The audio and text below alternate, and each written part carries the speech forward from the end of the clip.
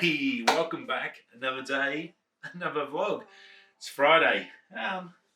Looking forward to. Well, I'm not going to be a couple of days off. A couple of days of catch up. I might get a chance to catch up with where I'm at. Photos are still going well for the next video. Probably a little bit behind where I'm at. I guess it's hard getting into a rhythm. I guess this week it's been tricky. One, a lot of travel and had things happening at home, which is life. So yeah, just sort of, as I think we said a couple of weeks ago, instead of trying to push it, just let it happen, and we'll get it up as soon as we can. But it should be good by the weekend. I can't see any more dramas. I do have some things I do want to film on the weekend. I did mention a couple of times this week, but I do have some unboxings and some reviews to do this week as well. Or they'll be for next week. There should be 3 videos I'm going to put up next week. There'll be 3 unboxings or 6 videos, 3 unboxings and reviews. Or I might just do a review and unbox in one hit. I'll see how I go. Might have a chat about that during those videos, but they should be, hopefully I'll get them done and dusted for next week. So I'll get this video done. This is day 12 at except 11 was a travel day. Day 12 this will be. And then we'll move into a couple of reviews. I haven't done anything for a while, so it's good to get some.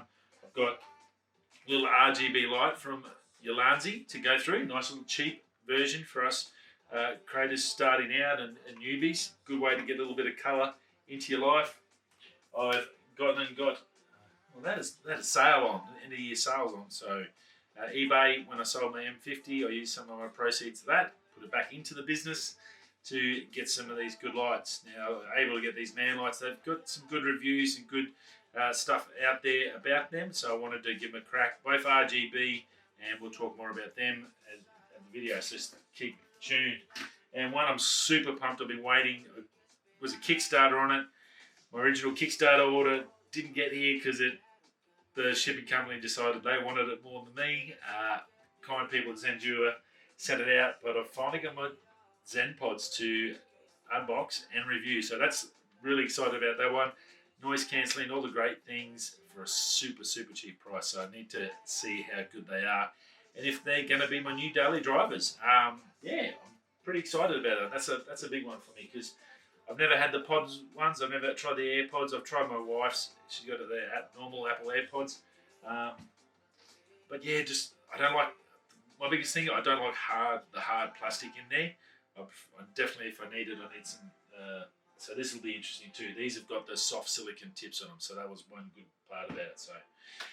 So lots of work to do in the next week for those ones. At least 3 videos out of that. So there's a bit of work to get done. I'm going to try and do that on my over the weekend once I finish this video and into next week and shift change and stuff.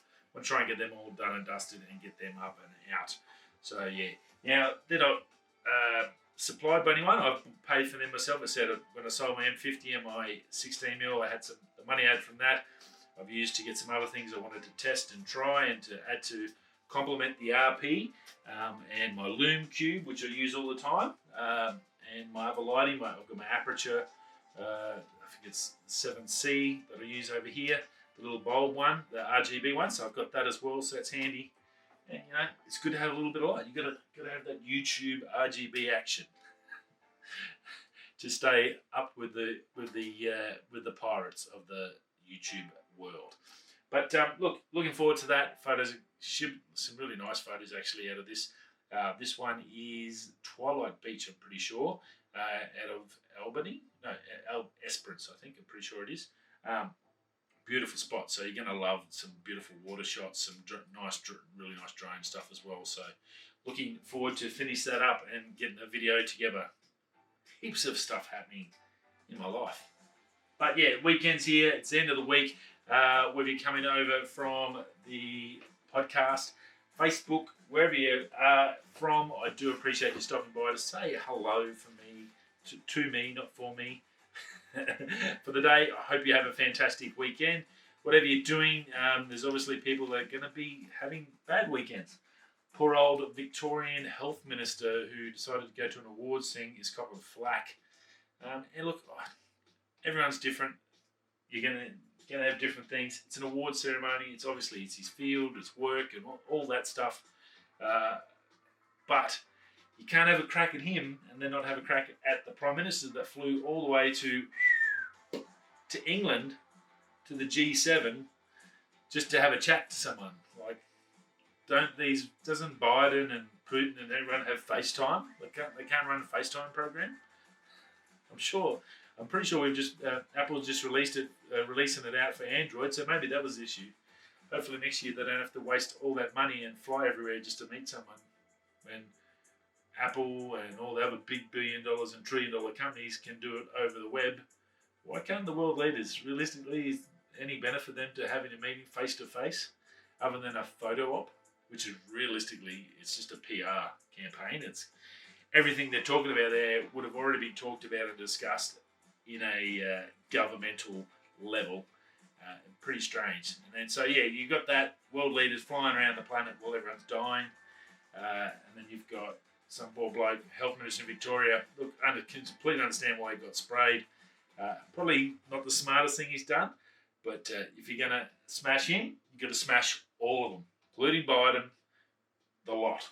Anyone that flew anywhere, and Britain, just for even having why would you even have a G7 in the middle of a COVID pandemic? That makes no sense. Anyway, that's all that. That's enough COVID stuff for one day. Apart from, obviously with the AstraZeneca, that's all turned to crap. With the over 60s, and now we don't have enough Pfizer in Australia to get it out to everyone. So there's going to be a bit of a battle on the hands. So I wouldn't be surprised if I get an email pushing my appointment back. And I would rather actually a person older than myself that's in a probably 50 to 60 is not really the danger category anyway. It's 70 to 80 that's the likelihood of passing away. God forbid. But look, the 50s to 60s, I'd rather let them have it before me and then work their way down and then do everyone last. It's really not a concern. I'm just trying to do the right thing and make it easier so we can probably get back to travel and normal stuff and normal life. It's bloody depressing having to constantly change airfares all the time, which sounds boring, but it's a pain in the butt. Because you got to wait for 10 minutes because everyone's doing it. You got to wait 10 minutes online just to get someone, and then you sit there and do it, and then you got to do it the next week for the same flight. It's a little bit, it sort of loses its shine, I guess, and fun aspect of the fly in, fly out lifestyle. Anyway, especially when you book 6 months in advance. So I've got 6 months of flights I've got to keep an eye on and rotate. Anyway, I'm good with spreadsheets, so I've got that covered. Now, Canon. Canon rumours, there's three new patents found, all for primes for the RF mount. So pretty interesting, a 24, a 28 and a 35. Now the interesting thing about it is they're all Tony 1.2s, a la Camera Conspiracies. Thanks, mate. Casey, Tony 1.2s. So it appears most of the leaks coming out for these new RF primes, and 85 I think was up to, that 85 is a 1.2. It appears all the patents that are currently in the system or due to come out in this massive big lens leak or lens launch later in the fourth quarter. Looks like we're going to get a heap of prime 1.2 lenses. Super, super fast glass. That's pretty darn cool. That's going to put them in a category, dare I say it, bloody expensive. Canon is renowned for anything to do that's got an L on it, and a red ring is in the thousands of dollars. Once you talk about RF, there's no hundreds of dollars.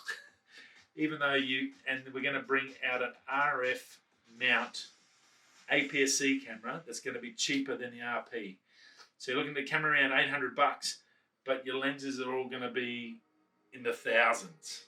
That's not really entry level, So I'm really hoping Canon. It's great they've got these fantastic L glasses, and all the pros are going to be stoked. It's going to make for some fantastic photos, some great video stuff.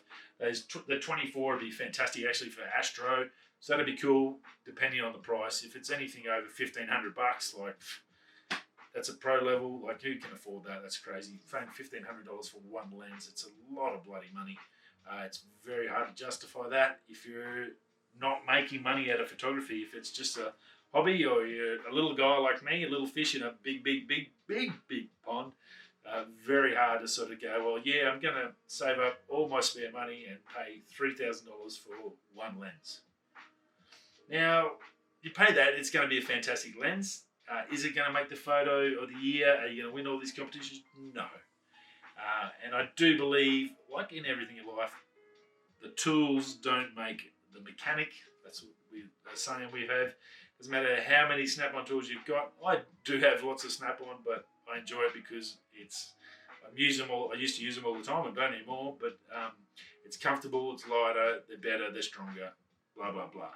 Good tools make a person accentuate their abilities.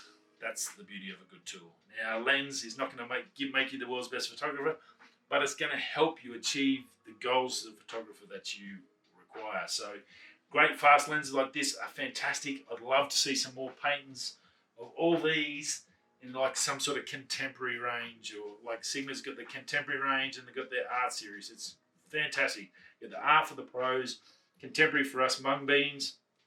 It would be fantastic if Canon could give us some sort of RF S-mount lenses and give us some zooms, some primes, all that stuff in a sub $1,000 bracket. Is that possible?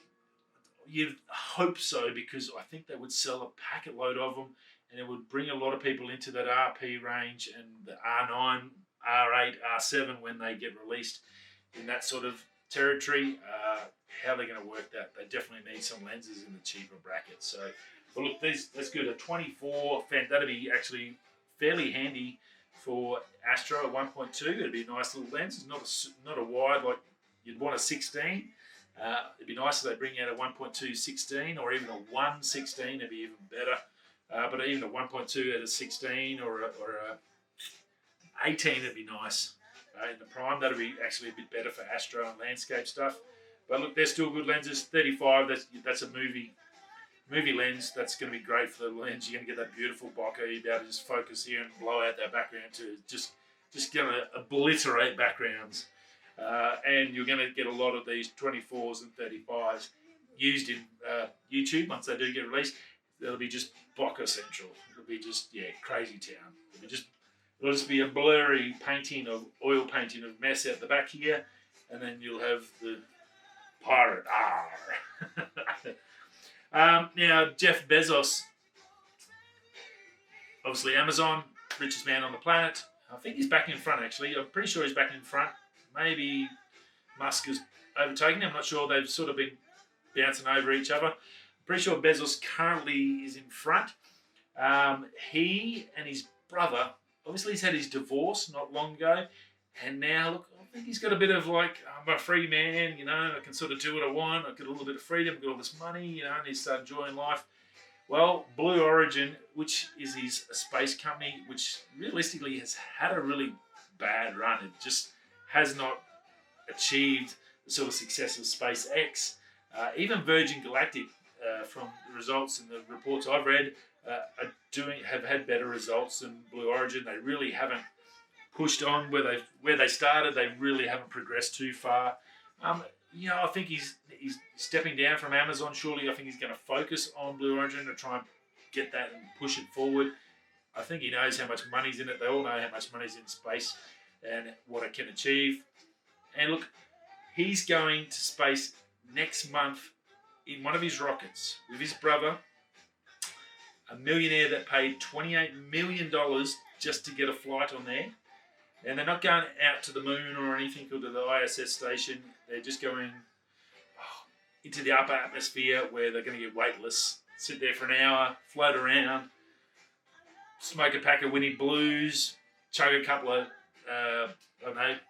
Melbourne bitters, I guess, and then come back to Earth. That's the plan for, when you got $180 billion, why not go and do that? I would.